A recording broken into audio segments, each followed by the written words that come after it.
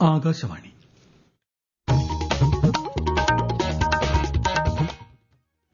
നമസ്കാരം. പ്രാദേശിക വാർത്തകൾ വായിക്കുന്നത് വിജേഷ്.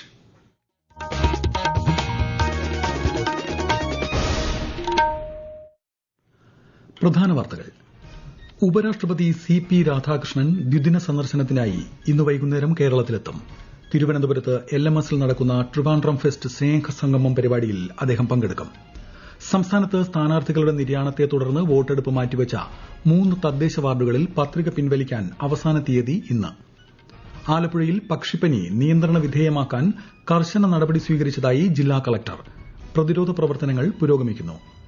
ഇന്ത്യൻ റെയിൽവേയെ ലോകോത്തര നിലവാരമുള്ള ശൃംഖലയാക്കി മാറ്റാനുള്ള കേന്ദ്രീകൃത ശ്രമങ്ങളാണ് രാജ്യത്ത് നടന്നുവരുന്നതെന്ന് കേന്ദ്ര സർക്കാർ. മൂടൽ മഞ്ഞിലമർന്ന് ഉത്തരേന്ത്യ. വിമാന ട്രെയിൻ സർവീസുകൾ തടസ്സപ്പെട്ടു. ഇന്ത്യ ശ്രീലങ്ക വനിതാ T20 ക്രിക്കറ്റ് പരമ്പരയിലെ അവസാന മത്സരം നാളെ തിരുവനന്തപുരത്ത്. വാർത്തകൾ വിശദമായി.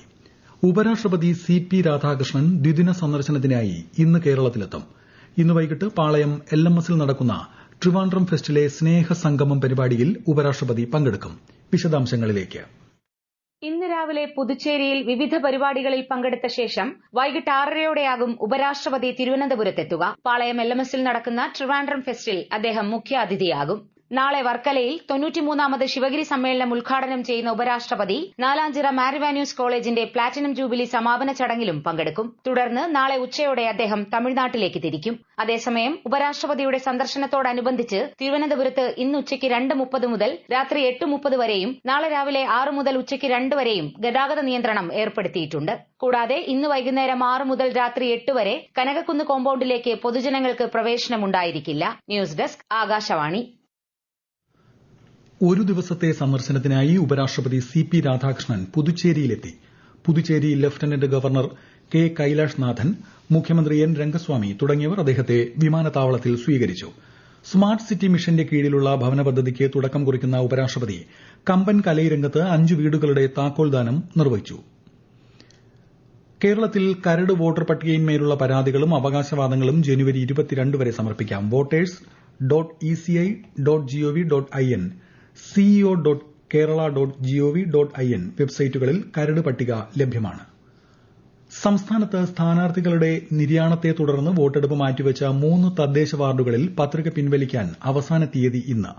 മലപ്പുറം മൂത്തേടം പഞ്ചായത്തിലെ പായിപ്പാടം, എറണാകുളം പാമ്പാക്കുട പഞ്ചായത്തിലെ ഓണക്കൂർ, തിരുവനന്തപുരം കോർപ്പറേഷനിലെ വിഴിഞ്ഞം എന്നീ വാർഡുകളിൽ ജനുവരി 12-നാണ് വോട്ടെടുപ്പ്. 13-ന് വോട്ടെണ്ണും. അധ്യക്ഷ ഉപാധ്യക്ഷ തെരഞ്ഞെടുപ്പ് പൂർത്തിയായ എല്ലാ തദ്ദേശ സ്വയംഭരണ സ്ഥാപനങ്ങളിലെയും വിവിധ സ്റ്റാൻഡിംഗ് കമ്മിറ്റി അംഗങ്ങളുടെ തെരഞ്ഞെടുപ്പ് അടുത്ത മാസം 5 മുതൽ 7 വരെ തീയതികളിൽ നടത്തുമെന്ന് സംസ്ഥാന തെരഞ്ഞെടുപ്പ് കമ്മീഷണർ അറിയിച്ചു. ഗ്രാമ ബ്ലോക്ക് പഞ്ചായത്തുകളിൽ 4-ഉം ജില്ലാ പഞ്ചായത്തിൽ 5-ഉം മുനിസിപ്പാലിറ്റികളിൽ 6-ഉം കോർപ്പറേഷനുകളിൽ 8-ഉം സ്റ്റാൻഡിംഗ് കമ്മിറ്റികളാണ് രൂപീകരിക്കേണ്ടത്. അധ്യക്ഷ തെരഞ്ഞെടുപ്പ് മാറ്റിവച്ച സംസ്ഥാനത്തെ 6 തദ്ദേശ സ്ഥാപനങ്ങളിൽ ഇന്ന് തെരഞ്ഞെടുപ്പ് നടക്കുന്നു. കാസർഗോഡെ പുല്ലൂർ പെരിയ, മലപ്പുറത്തെ തിരുവാലി, എറണാകുളത്തെ വെങ്ങോല, കോട്ടയത്തെ എരുമേലി, ആലപ്പുഴയിലെ നെടുമുടി, വീയപുരം എന്നിവിടങ്ങളിലാണ് തെരഞ്ഞെടുപ്പ്. വീയപുരം പഞ്ചായത്ത് പ്രസിഡന്റായി LDFലെ പി. ഓമനയെയും നെടുമുടി പഞ്ചായത്തിൽ PK വിനോദിനെയും തെരഞ്ഞെടുത്തു. പെരിയയിൽ LDFലെ സബിത നറുക്കെടുപ്പിലൂടെ പ്രസിഡന്റായി. ക്വാറം തികയാത്തതിനെ തുടർന്നാണ് ശനിയാഴ്ച ഇവിടങ്ങളിൽ തെരഞ്ഞെടുപ്പ് നടത്താതിരുന്നത്. ആലപ്പുഴയിൽ പക്ഷിപ്പനി നിയന്ത്രണ വിധേയമാക്കാൻ കർശന നടപടി സ്വീകരിച്ചതായി ജില്ലാ കളക്ടർ അലക്സ് വർഗീസ് അറിയിച്ചു. സാമ്പിൾ ഭോപ്പാലിലെ നാഷണൽ ഇൻസ്റ്റിറ്റ്യൂട്ട് ഓഫ് വൈറോളജിയിൽ അയച്ച് സ്ഥിരീകരിച്ച ഉടൻ അടിയന്തര യോഗം ചേർന്ന് പ്രതിരോധ നടപടികൾ ആരംഭിച്ചു. പ്രഭവ കേന്ദ്രത്തിന് 1 കിലോമീറ്റർ ചുറ്റളവിലുള്ള പക്ഷികളെ കൊന്നൊടുക്കാൻ നിർദ്ദേശം നൽകി. 2 ദിവസം കൊണ്ട് 28,000 പക്ഷികളെ കള്ളിംഗ് ചെയ്തു. 10 കിലോമീറ്റർ ചുറ്റളവിൽ വിൽപ്പനയും ഉപയോഗവും വിലക്കിയിട്ടുണ്ടെന്നും കളക്ടർ അറിയിച്ചു.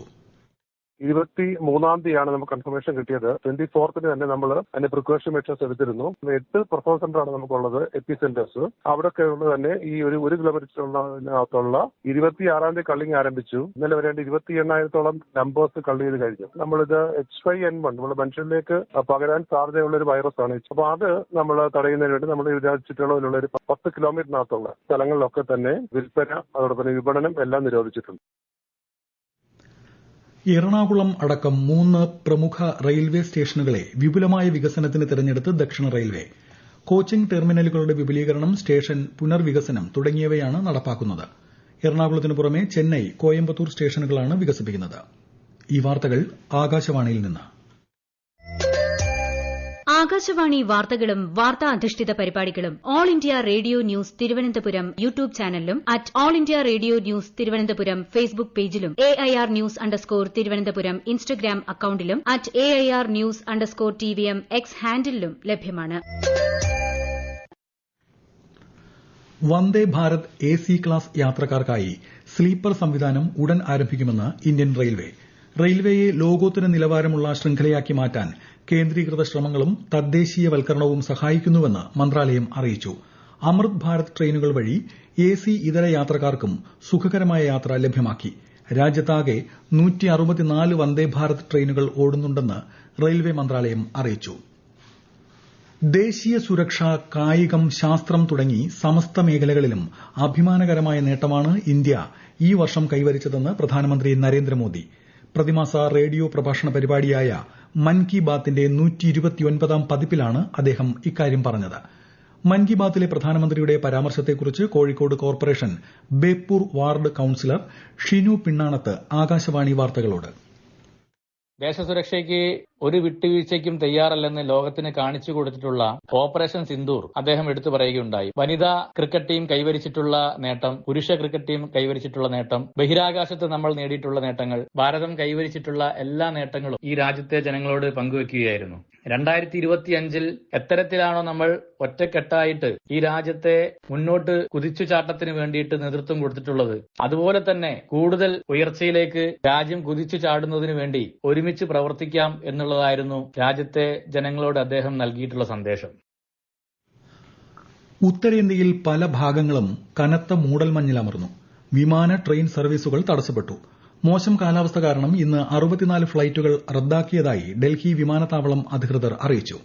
ഡൽഹിയിലേക്കുള്ള 18 ട്രെയിനുകൾ 3 മണിക്കൂറിലധികം വൈകിയാണ് ഓടുന്നത്. സിവിൽ വ്യോമയാന മന്ത്രാലയം യാത്രക്കാർക്ക് ജാഗ്രതാ നിർദ്ദേശം നൽകി. വിമാനത്താവളത്തിലേക്ക് പോകുന്നതിന് മുമ്പ് ഫ്ളൈറ്റിന്റെ സമയക്രമം പരിശോധിക്കാൻ വ്യോമയാന കമ്പനികൾ യാത്രക്കാരോട് അഭ്യർത്ഥിച്ചു. നാളെയും മറ്റന്നാളും മൂടൽമഞ്ഞ് കനക്കാൻ സാധ്യതയെന്നാണ് കാലാവസ്ഥാ വകുപ്പ് മുന്നറിയിപ്പ്. ഹിമാചൽ പ്രദേശ്, പഞ്ചാബ്, ഹരിയാന, ചണ്ഡീഗഡ്, ഡൽഹി, ഉത്തർപ്രദേശ്, ബീഹാർ എന്നിവിടങ്ങളിൽ ഓറഞ്ച് ജാഗ്രത പുറപ്പെടുവിച്ചു. ഡൽഹി, ഹരിയാന, ചണ്ഡീഗഡ്, ഛത്തീസ്ഗഡ്, മധ്യപ്രദേശ്, പഞ്ചാബ് എന്നിവിടങ്ങളിലെ ചില ഭാഗങ്ങളിൽ ഇന്ന് ശീതതരംഗം ഉണ്ടാകുമെന്നും പ്രവചനമുണ്ട്. ഡൽഹിയിലെ വായുവിന്റെ ഗുണനിലവാരം ഇന്ന് രാവിലെയും ഗുരുതരമായ അവസ്ഥയിൽ തുടരുകയാണ്. ഇന്ത്യ ശ്രീലങ്ക വനിതാ T20 ക്രിക്കറ്റ് പരമ്പരയിലെ അവസാന മത്സരം നാളെ തിരുവനന്തപുരത്ത് കാര്യവട്ടം ഗ്രീൻഫീൽഡ് സ്റ്റേഡിയത്തിൽ നടക്കും.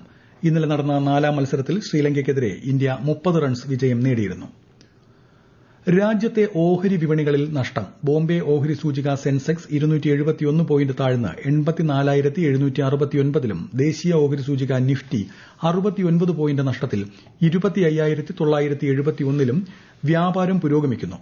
സ്വർണ്ണവിലയിൽ ഇടിവ്. ഗ്രാമിന് 65 രൂപ കുറഞ്ഞ് 12,990 രൂപയും പവന് 1,03,920 രൂപയുമാണ് ഇന്നത്തെ വില. ഉന്നാവോ കേസിൽ ഉത്തർപ്രദേശ് മുൻ MLA കുൽദീപ് സിംഗ് സെൻഗാറിന് തിരിച്ചടി. സെൻഗാറിന്റെ ശിക്ഷ മരവിപ്പിക്കുകയും ജാമ്യം അനുവദിക്കുകയും ചെയ്ത ഡൽഹി ഹൈക്കോടതി ഉത്തരവ് സുപ്രീംകോടതി സ്റ്റേ ചെയ്തു. CBI സമർപ്പിച്ച ഹർജിയിലാണ് ഉത്തരവ്. ചീഫ് ജസ്റ്റിസ് അടങ്ങിയ 3-അംഗ ബെഞ്ചാണ് ഹർജി പരിഗണിച്ചത്.